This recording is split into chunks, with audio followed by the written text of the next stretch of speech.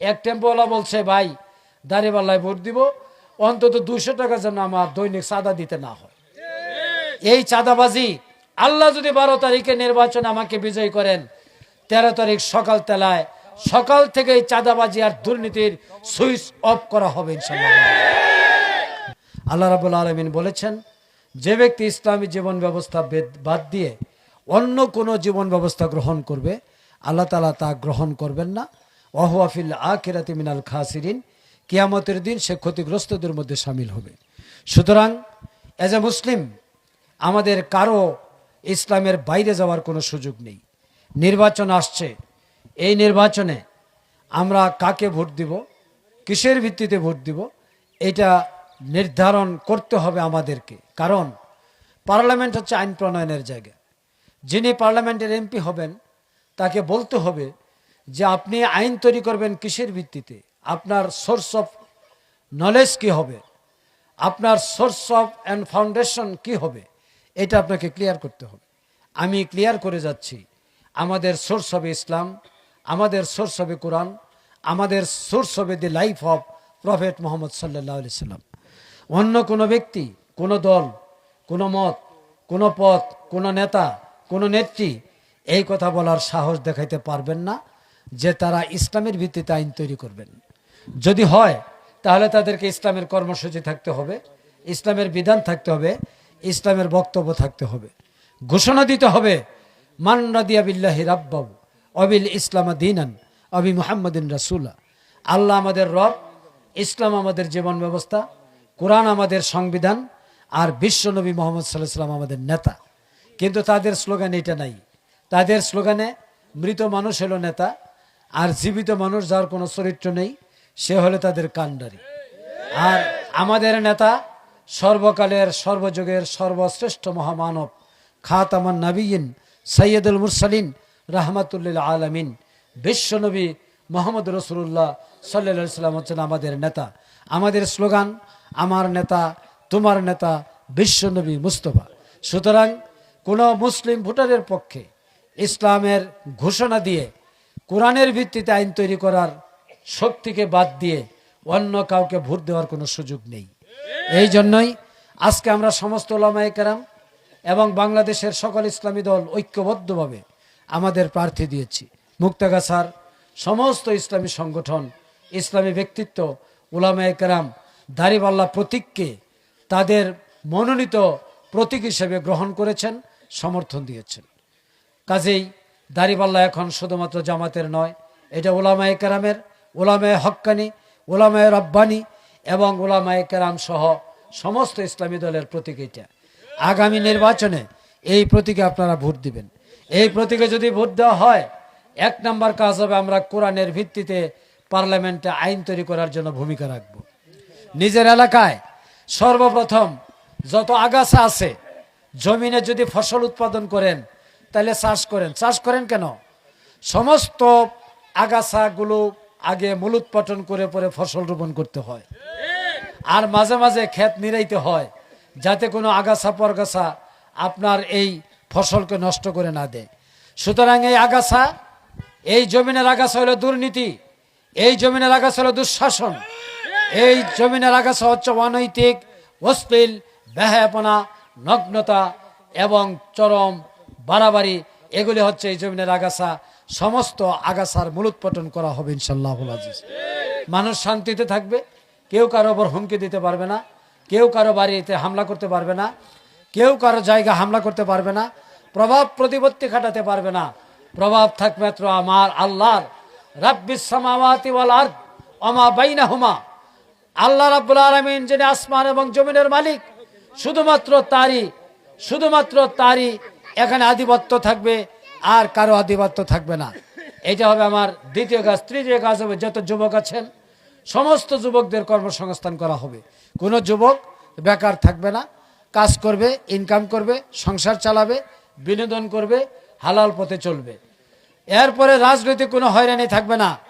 কে কোন দলের, একটা দল শক্তিতে গেলেই আরেক দলকে নির্মূল করার যে কর্মকাণ্ড, এগুলি বন্ধ করা হবে।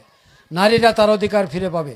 কোনো নারী রাস্তায় নাজেহাল হবে না, আক্রান্ত হবে না, অসম্মানিত হবে না, অমর্যাদার শিকার হবে না, সম্মানিত করা হবে নারীদেরকে। যারা শিক্ষিত তাদেরকে পর্দার মধ্যে থেকে ইসলামের শরীয়তের বিধান মেনে তারা তারা সেখানে কাজ করবেন, ভূমিকা রাখবেন। যাদের শিক্ষা কম, ঘরে বসে কুটির শিল্প বুনন করবেন, উপযুক্ত পারিশ্রমিক দেওয়া হবে। এইভাবে দেশটাকে আদর্শ সুন্দর নগরীতে গড়ে তোলা হবে। প্রত্যেকটি ইউনিয়নে একটি করে কর্মসংস্থানের ব্যবস্থা করা হবে।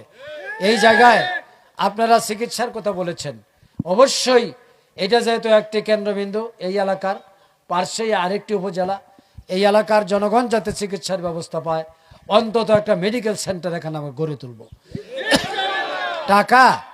টাকা তো সৎ কাজ করলে, ন্যায় পথে থাকলে, দুর্নীতি না করলে টাকার কোনো অভাব হয় না, গরিবের কোনো দুঃখ নাই।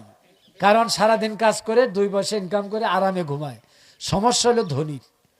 1000 কোটি টাকা যাদের ঋণ খেলাপি, 1000 কোটি টাকা ব্যাংক থেকে যারা আত্মসাৎ করছেন, তাদের হইল বিপদ, তাদের কোনো আরাম নেই। আজকে বাংলাদেশে 39 জন ঋণ খেলাপির হাতে বাংলাদেশে 37,000 কোটি টাকা আটকে আছে। এটা জনগণের টাকা। এই টাকা যদি উদ্ধার পায়, বাংলাদেশে 27,000 কোটি টাকার উন্নয়নের কাজ হবে। যারা এই তালিকায় আছেন, জনগণ তাদেরকে প্রত্যাখ্যান করবে, জনগণ তাদেরকে ভোট দিবে না। কারণ তারা জনগণের টাকা আত্মসাৎকারী, আমানতের খেয়ানত করি। লা ঈমানা লিমান লা আমানাত লাহু, যার ভিতরে আমানতদারিতা নাই তার ভিতরে ঈমানই নেই। আর যে ব্যক্তি ঈমানের অধিকারী হবে না, সে কোনোদিনও মানুষের আমানত রক্ষা করবে না এবং মানুষের খেদমত করতে পারবে না। তার কাজ হবে ইবলিশের কাজ। সুতরাং ইবলিশের কর্মকাণ্ড হতে আমরা জাতিকে উদ্ধার করতে চাই, মুক্ত করতে চাই। আমি বলছিলাম, এলাকায় যদি আমি এমপি হই, তাহলে এইগুলি করার পাশাপাশি আরেকটি কাজ করা হবে, সেটা হলো চাঁদাবাজি, মাস্তানি সব বন্ধ। এই যে টেম্পো জায়গায় গিয়ে 200 টাকা, এক টেম্পোওয়ালা বলছে, ভাই দাঁড়িপাল্লায় ভোট দিব, অন্তত 200 টাকা যেন আমার দৈনিক চাঁদা দিতে না হয়। এই চাঁদাবাজি, আল্লাহ যদি 12 তারিখে নির্বাচন আমাকে বিজয়ী করেন, 13 তারিখ সকাল থেকে এই চাঁদাবাজি আর দুর্নীতির সুইচ অফ করা হবে ইনশাআল্লাহ। বীরের সাথে চলবেন, ধৈর্যের সাহসিকতার সাথে চলবেন, অন্যায়ের কাছে মাথা নত করব না, অন্যায় হতে দিব না। এই হলো আমাদের প্রতিজ্ঞা। সম্মানিত ভাইরা, আরেকটি কথা বলে যেতে চাই যে যারা ভদ্র মানুষ, তারা রাজনীতি করে নীতি দিয়া, চরিত্র দিয়া, আদর্শ দিয়ে। কারণ রাজনীতি তো সন্ত্রাস না, রাজনীতি তো চাঁদাবাজি না, রাজনীতি তো দখলদারিত্ব না, রাজনীতি তো আরেকজনকে প্রাণনাশের হুমকি না। যারা প্রাণনাশের হুমকি দেয়, তারা তো মানুষের অধিকার ডাকাতি করতে চায়। যারা মানুষকে ভোট কেন্দ্রে গিয়ে না যাওয়ার জন্য বলেন, তারা তো মানবতার বন্ধু নন, তারা মানবতার দুশ্মন। যারা জোর করে ক্ষমতায় যেতে চান, তারা তো কোনোদিন মানুষের সেবক হবেন না, তারা হবে লুণ্ঠনকারী, তারা হবে সন্ত্রাসী, তারা হবে মানুষের উপর অত্যাচারী। এর হাত থেকেই জাতি মুক্তি চায়, দেশ মুক্তি চায়, এলাকাবাসী মুক্তি চায়। এই জন্য আপনারা নির্ভয়ে, ভয় তো একমাত্র আল্লাহকে করবেন নাকি? কোরআনে আল্লাহ কি বলছেন? ওয়াত্তাকুল্লাহ, আল্লাহকে ভয় করো, আর কাউকে ভয় করো না। তা আমরা একটা হুমকি মারবে, ভয় পাবেন? কিসের ঈমান আমাদের? পাল্টা আর একটা হুমকি দিয়ে তাদেরকে ছাগলের মতো তাড়িয়ে দিতে হবে এলাকা থেকে। এটা কিসের দেশ? এই দেশে আমি আপনি সকলেই সমান নাগরিক। All are equal in the eye of law. প্রত্যেকটি মানুষ আইনের দৃষ্টিতে সমান। আমি কি হুমকি দেওয়ার কি? আর বলে ব্যানার নাকি টানিয়ে ছিনে নিয়ে যায়। ব্যানার সবারটাই থাকবে, আমারটাও থাকবে, আরেকজনেরটাও থাকবে। জনগণ যাকে ভোট দেয় সেই পাস করবে। প্রত্যেকেই নির্ভয় কেন্দ্রে যাবেন সাহসিকতার সাথে। যে ব্যক্তি বাধা দিবে, সেনাবাহিনী থাকবে, পুলিশ থাকবে, বিজেপি থাকবে, তাদেরকে খবর দিয়ে তাদের হাতে তুলে দিবেন। সোজা কথা, কোনো বাড়াবাড়ি চলবে না এখানে। এই মাস্তানরা যদি মনে করে জনগণ তাকে ভোট দিবে, তাহলে হুমকি দেওয়ার তো দরকার নাই, এমনিতে ভোট পাবেন। তার মানে আপনারা জেনে গেছেন এই মুক্তাগাছার লোক আপনাদেরকে আর ভোট দিবে না। কারণ আপনাদের চরিত্রের খারাপ দিক 5ই আগস্টের পর মানুষ দেখেছে। বাড়িতে আগুন দিয়েছেন, সেই মাছের ঘের দখল করেছেন, গরু লুটপাট করে নিয়ে গেছেন, মানুষের বাড়িতে আগুন দিয়েছেন, হিন্দু ভাইদের সম্পদ আপনারা লুণ্ঠন করেছেন। এটা রাজনৈতিক ক্যারেক্টার নয়। এই রাজনীতিকে জনগণ প্রত্যাখ্যান করেছে, মুক্তাগাছাগাছি প্রত্যাখ্যান করেছে। আগামী দিনের রাজনীতি হলো ধ্বংসের নয়, গড়ার রাজনীতি। আগামী দিনের রাজনীতি লুণ্ঠনের নয়, মানুষের সেবা করার নিমিত্তে রাজনীতি। আগামী দিনের রাজনীতি কাউকে বঞ্চিত করার নয়, তার অধিকার প্রতিষ্ঠিত করার রাজনীতি। আর এর নিশ্চয়তা দেবে ইসলাম, ইসলামী সংগঠন, জামাত ইসলামী, দাঁড়িপাল্লা, খেলাফত মজলিস, উলামা ইসলাম, উলামায়ে কেরাম, নেজাম ইসলাম, খেলাফত সহ সমস্ত ইসলামী সংগঠন। সেই সংগঠনের সাথে একাত্মতা হয়ে 12 তারিখে আপনারা ভোট বিপ্লব ঘটাবেন ইনশাআল্লাহ আজিজ, এবং দাঁড়িপাল্লাকে বিপুল ভোটে বিজয় লাভ করবেন। আপনারা রাজি আছেন তো? ইনশাআল্লাহ আজিজ। আপনাদের সবাইকে ধন্যবাদ।